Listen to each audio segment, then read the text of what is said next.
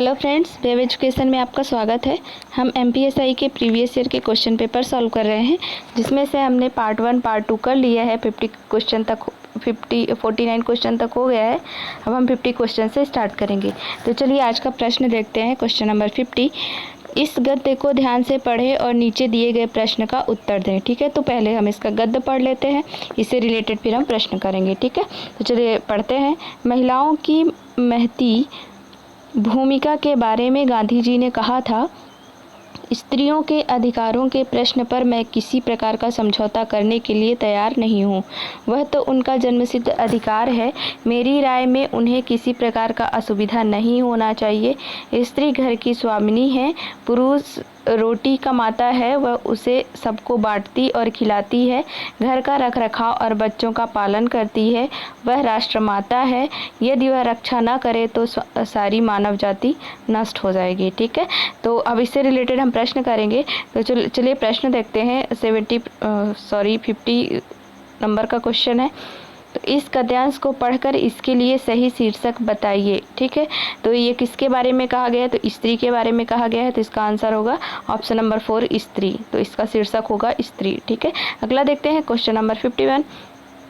Question number 51 है, इस गद्यांश को पढ़कर बताइए कि गांधी जी किस बात के लिए समझौता नहीं करना चाहते। ठीक है, तो यहाँ पे फर्स्ट लाइन में ही है कि स्त्रियों के अधिकारों के प्रश्न पर गांधी जी किसी प्रकार का समझौता नहीं करना चाहते।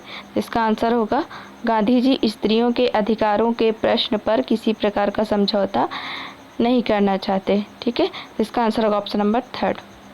अगला देखते हैं क्वेश्चन नंबर 52। क्वेश्चन नंबर 52 है, इस गद्यांश को पढ़कर बताइए कि गांधी जी ने स्त्री की तुलना किससे की है। ठीक है, तो ये लास्ट लाइन में ही यहाँ पर है,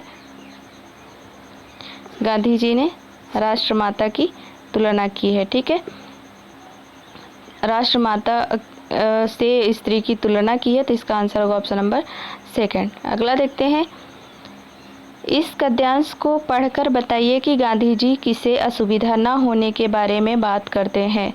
तो इसका आंसर भी होगा ऑप्शन नंबर 3, स्त्रियों की असुविधा के बारे न होने के बारे में बात कही है। ठीक है, तो इसका आंसर होगा ऑप्शन नंबर 3। ओके, अगला देखते हैं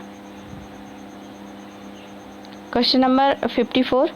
क्वेश्चन नंबर 54 है, भाषा की परिभाषा है। तो यहाँ पे भाषा की परिभाषा दी हुई है। तो चलिए हम देखते हैं।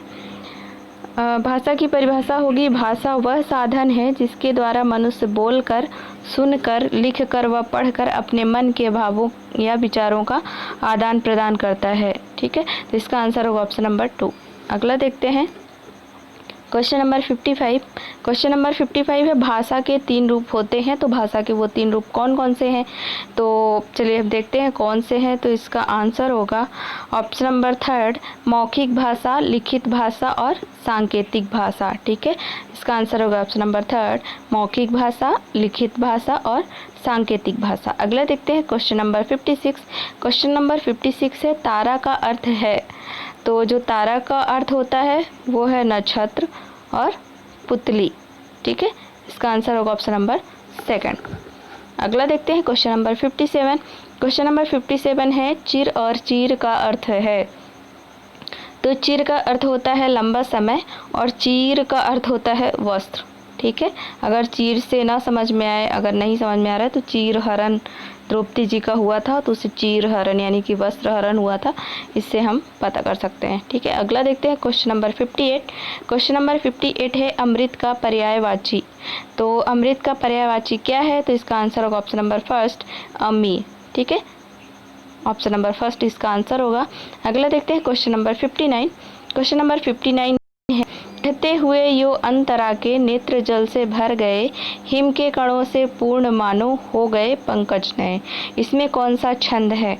तो छंद पूछा है, तो सबसे पहले तो हमें छंद फाइंड करने के लिए हमें मात्राएं आना चाहिए। ठीक है, तो इसका जो आंसर होगा वो होगा ऑप्शन नंबर 3, हरगीतिका। ठीक है, हरगीतिका छंद में 28 मात्राएं होती हैं प्रत्येक चरणों में, और 16 और 12 पर यति होती है। ठीक है, अगला देखते हैं क्वेश्चन नंबर 60। क्वेश्चन नंबर 60 है, अब्ज का अर्थ है।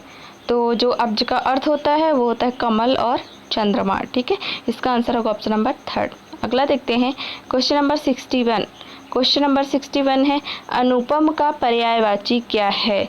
तो अनुपम का पर्यायवाची होता है अतुल। ठीक है, इसका आंसर होगा ऑप्शन नंबर 4 अतुल। अगला देखते हैं क्वेश्चन नंबर 62। क्वेश्चन नंबर 62 है इस सरल वाक्य को संयुक्त वाक्य में बदलें। सूर्यास्त के उपरांत खेल समाप्त हो गया, इसको हमें संयुक्त वाक्य में चेंज करना है। तो इसका आंसर होगा सूर्यास्त हुआ और खेल समाप्त हो गया। ठीक है, तो इसका आंसर होगा ऑप्शन नंबर 2 सूर्यास्त हुआ और खेल समाप्त हो गया। ठीक है, अगला देखते हैं क्वेश्चन नंबर 63। क्वेश्चन नंबर 63 है पल्लवन और भावार्थ दोनों में खाली स्थान को स्पष्ट किया जाता है। तो जो इसमें ऑप्शंस दिए हुए हैं हम उसको इसका आंसर होगा मूल भाव। ठीक है, पल्लवन और भावार्थ दोनों में मूल भाव को स्पष्ट किया जाता है। तो ऑप्शन नंबर 3 इसका आंसर होगा मूल भाव। ठीक है, अगला देखते हैं क्वेश्चन नंबर 64।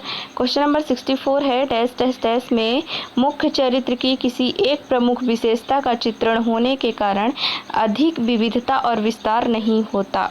ठीक है, तो इसका आंसर होगा ऑप्शन नंबर 2 खंड काव्य।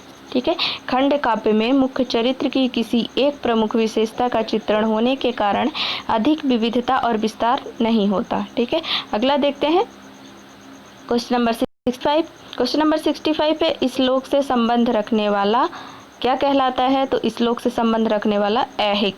ठीक है, ऑप्शन नंबर 3 ऐहिक इसका आंसर होगा। अगला देखते हैं क्वेश्चन नंबर 66।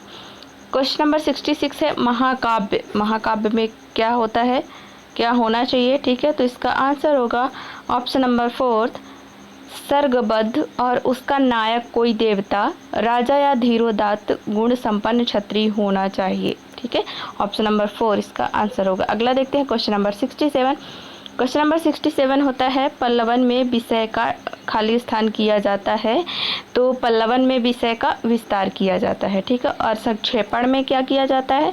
तो संक्षेपण में विषय का संक्षिप्तीकरण किया जाता है। तो अभी इसका आंसर होगा यहाँ पर ऑप्शन नंबर 3 पल्लवन में विषय का विस्तार किया जाता है। ठीक है, अगला देखते हैं क्वेश्चन नंबर 68। क्वेश्चन नंबर 68 है मातृभाषा कहलाती है। तो मातृभाषा वह होती है जो वह भाषा जिसे बालक अपने परिवार से अपनाता व सीखता है। ठीक है, ऑप्शन नंबर 2 इसका आंसर होगा वह भाषा जिसे बालक अपने परिवार से अपनाता व सीखता है। ठीक है, अगला देखते हैं क्वेश्चन नंबर 69। क्वेश्चन नंबर 69 है भारतीय सेना खाली स्थान की रक्षा करते हैं, उपरोक्त वाक्य में सही मुहावरे का प्रयोग करें। तो ये मुहावरा हमें प्रयोग करना है। तो भारतीय सेना अंगारों पर पैर रखकर देश की रक्षा करते हैं। ठीक है, तो इसका आंसर होगा ऑप्शन नंबर 4 अंगारों पर पैर रखकर। ठीक है, अगला देखते हैं क्वेश्चन नंबर 70। क्वेश्चन नंबर 70 जो हमने गद्य के क्वेश्चंस किए थे वही गद्य दिया हुआ है, इससे रिलेटेड हम प्रश्न करेंगे। यह इस गद्यांश को पढ़िए कि घर की स्वामिनी कौन है। ठीक है, तो हमने गद्य में पढ़ा हुआ था घर की स्वामिनी स्त्री है। तो इसका आंसर होगा ऑप्शन नंबर 2 घर की स्वामिनी स्त्री है। फ्रेंड्स, हमने पेपर 4 कंप्लीट कर लिया है। अब हम पेपर 5 स्टार्ट करेंगे। पार्ट 1 पार्ट 2 का मैं डिस्क्रिप्शन में लिंक दे दूँगी। ठीक है, आप उसको भी पढ़िएगा। ओके, अगर आपने चैनल सब्सक्राइब नहीं किया है तो चैनल को सब्सक्राइब कीजिए। और अगर आपको वीडियो अच्छा लगा है तो वीडियो को लाइक कीजिए। वीडियो देखने के लिए धन्यवाद।